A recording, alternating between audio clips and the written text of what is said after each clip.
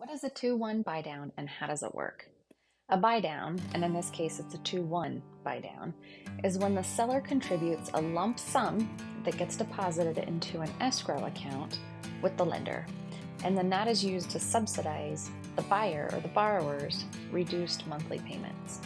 It's designed to offset the amount of interest that's paid by the buyer for the first 24 months of their home loan.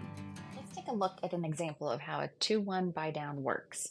In this scenario, we have a purchase price of $200,000. The buyer's putting down 5% and it's a 30-year loan, which is 360 months of payments. The initial rate is 7.5%, so in this transaction, the buy down cost to the seller would be $4,527.44. The buyer's monthly principal and interest portion of their payment at the full 7.5% interest rate would be $1,328.51. Once you take into consideration the seller funding the buy down, you begin to see the savings happen.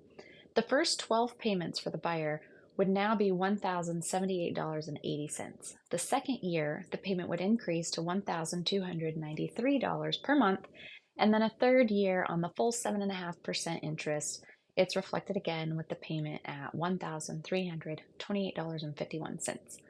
So what this is doing is the seller is paying a portion of the buyer's interest of their monthly payment in order to reflect the equivalent of an interest rate of 5.5%. The second year, the seller's money will be contributing to the interest portion of the payment that would then reflect a payment of a 6.5% interest rate. And then year 3, once the pot has been depleted, the payment reflects the full 7.5% interest.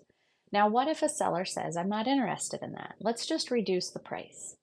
If the seller would reduce the purchase price by the same amount of cost, which is the $4,527.44, the new payment to the buyer would be $1,298.43. That's a savings of $30.07 a month. Over that same 24 months, it's a total of $721 saved versus $45.27 in the buy down scenario. So you can see why the buy down would be an attractive option to a buyer, more so than lowering the purchase price or offering less on the property. Now, I know there's a lot of moving parts to this scenario, so don't hesitate to reach out for more information or any clarification that would help you kind of wrap your mind about how this would work. So I look forward to chatting with you if that's something you're interested in doing.